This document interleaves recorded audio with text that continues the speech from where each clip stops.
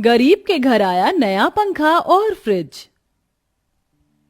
आह आह, क्या हुआ रेखा?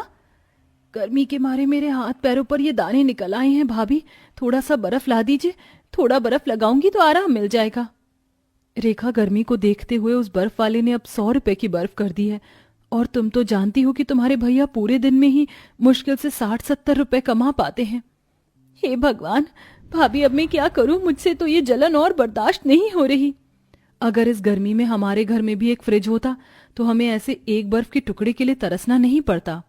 रेखा के दाने से हो रही जलन को देख समीक्षा धूप में नंगे कुएं के पास जाती है और वहां से ठंडा पानी लाकर अपनी नंद को देती है, जिससे नहाकर उसकी नंद को थोड़ा आराम मिलता है। अब जाकर थोड़ा आराम मिला, लेकिन भाभी फिर थोड़ी देर में मुझे पसीने आने शुरू हो जाएंगे। फ्रिज तो बहुत दूर की बात है, हमारे घर में तो एक पंखा तक नहीं है। रेखा, तुम तो जानती हो कि तुम्हारे भैया दिन भर में कितना कमा पाते हैं और मुझे भी खाना बनाने के महीने का सिर्फ 2000 रुपए ही मिलते हैं। इसमें ही हमें सब देखना होता है। लेकिन कब तक भाभी हम इस गर्मी को बर्दाश्त करेंगे? दोनों नंद भाभी गर्मी को लेकर आपस में बात कर ही रहे होते हैं कि तभी वहां समीक्षा के दोनों बच्चे मोनू और मालती स्कूल से आ जाते हैं। माँ, बहुत भूख लगी है, जल्दी से खाना दे दो, भूख बर्दाश्त नहीं हो रही है। क्या हुआ बच्चों? और आज तो मैंने रोटी तुम्हें ज्यादा दी थी। क्या तुम लोगों ने स्कूल में लंच नहीं किया? माँ, सारा खाना गर्मी की वजह से खराब हो गया था। लेकिन ऐसे कैसे? रात की सब्जी तो मैंने कई बार गर्म करके तुम दोनों को दी है। भाभी, वो ठंड की बात थी, अब गर्मी है। माँ, बहुत भूख लगी है, जल्दी से खाना दे दो। तुम हाथ मुंह धो लो, मैं तुम्हारे लिए खाना लगाती हूँ। समीक्षा दोनों बच्चों के लिए खाना निकालने के लिए जैसे ही कढ़ाई खोलती है तो कढ़ाई की सारी सब्जी खराब हो चुकी थी और उसमें से बहुत गंदी बदबू आ रही होती है।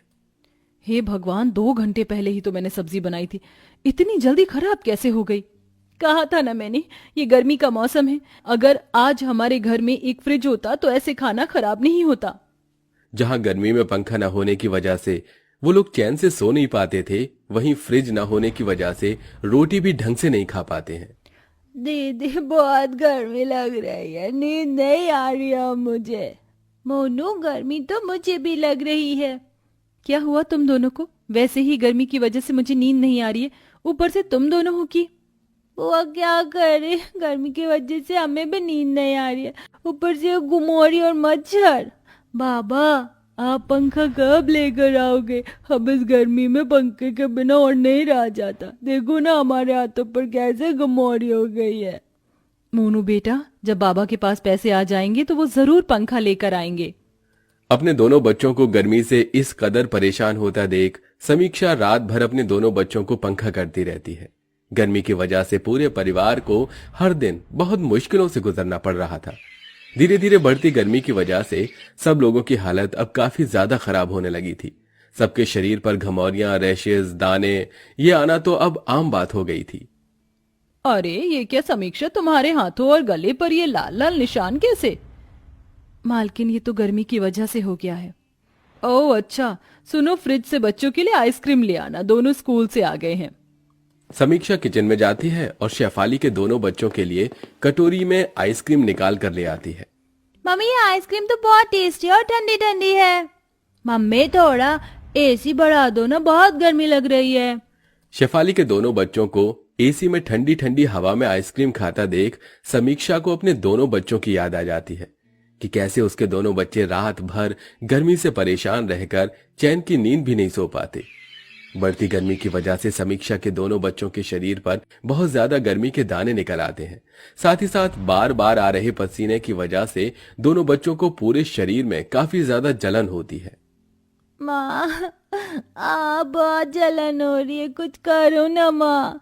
इस जलन के मारे लेटा भी नहीं जा रहा है माँ, शरीर पर थोड़ा ठंडा पानी डाल दो, जलन से थोड़ी बहुत तो राहत मिलेगी। बेटा, मैं कहाँ से लाऊं ठंडा पानी तुम दोनों के लिए? मटके का पानी भी बिल्कुल गर्म हो गया है। अब मैं अपने दोनों बच्चों की ऐसी हालत और नहीं देख सकता। अब चाहे मुझे कितनी ही मेहनत क्यों नहीं करनी पड़े, मैं जल्द से जल्द इनके लिए फ्रिज लाकर ही रहूंगा। अपने दोनों बच्चों की ऐसी हालत देख अनुज दुकानों में जाकर फ्रिज के दाम पता करता है। भाई साहब, ये वाला फ्रिज कितने का है? अरे ये पूरे 35,000 रुपए का है। क्या 35,000 का? ये तो बहुत ज्यादा महंगा है। अगर आपको ये महंगा लग रहा है तो आप ये ले लीजिए, ये पूरे 5,000 रुपए का है। सेकंड हैंड है लेकिन काम चलाऊ है। भाई साहब, मुझे आप बस कुछ दिनों की मोहलत दीजिए। मैं जल्द से जल्द 5,000 रुपए इकट्ठा करके ये फ्रिज यहां से खरीद ले जाऊंगा। जहां अनुज पहले मजदूरी का काम करता था, वहीं अब 5,000 इकट्ठा करने के लिए चिलचिलाती धूप में अनुज पत्थर तोड़ने का काम करता है। आह आह आह मेरे पैर। नंगे पैर काम कर करके मेरे पैरों में छाले पड़ गए हैं, लेकिन मैं ऐसे हार नहीं मान सकता। अपने बच्चों के लिए तो मैं फ्रिज ला कर ही रहूंगा। रोज धूप में इतनी मेहनत करने की वजह से अनुज के हाथ पैरों में गर्मी की वजह से छाले पड़ गए थे, लेकिन अनुज अपने दोनों बच्चों के लिए कड़ी मेहनत करता है और कुछ दिनों के अंदर 5,000 रुपए इकट्ठा कर लेता है। अनुज उन पैसों को लेकर सेकंड हैंड फ्रिज लेने के लिए दुकान पर जा रहा होता है कि तभी उसे रास्ते में एक घायल लड़की दिखाई देती है, जिसे देख अनुज भागा भागा उसके पास जाता है। आप ठीक तो हैं? आपको ये चोट कैसे लगी? 2 चोर मेरा पर्स छीनकर भाग रहे थे। उनके पीछे भागते भागते मैं इस पत्थर से टकरा गई और मेरे सर पर चोट लग गई। अनुज उस लड़की को नजदीकी हॉस्पिटल ले जाता है और उसकी मरहम पट्टी करवाता है, जिसके चलते फ्रिज खरीदने के लिए जुड़े हुए सारे पैसे उस औरत के इलाज में लग जाते हैं। जिसके बाद अनुज घर आ जाता है और सारी बात अपने परिवार वालों को बताता है। एक तो आपने इतनी मुश्किल से 5,000 रुपए जोड़े थे और वो भी आपने उस लड़की की मदद करने में खर्च कर दिए। तो क्या उस लड़की को सड़क पर ऐसे घायल पड़े रहने देता? हम लोग गर्मी तो बर्दाश्त कर सकते हैं, लेकिन अगर उस लड़के को कुछ हो जाता तो? अनुज की बात सुन रेखा चुप हो जाती है, जिसके बाद अब पूरा परिवार फिर से गर्मी झेलने लगता है। लेकिन दिन पर दिन बढ़ रही गर्मी से अब मालती और मोनू की तबीयत और ज्यादा खराब रहने लगी थी। अब मेरे दोनों बच्चों का क्या होगा? गर्मी में उनकी ऐसी हालत देख मुझसे रहा नहीं जा रहा है। अब तुम ही कुछ चमत्कार दिखाओ भगवान, हम गरीबों पर कुछ तो रहम कर।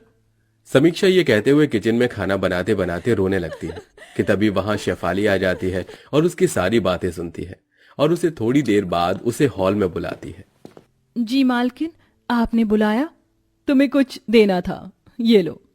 ये तो वो मैंने दरअसल तुम्हारी सारी बातें सुन ली थी जब तुम किचन में रो रही थी। तुम्हारी तरह मैं भी एक माँ हूँ और एक माँ ही दूसरी माँ का दर्द समझ सकती है, और तुम्हारी ऐसी हालत मुझसे देखी नहीं गई, इसलिए मैं तुम्हें पंखा दे रही हूँ तुम्हारे बच्चों के लिए। मेरी तरफ से ये एक तोहफा है।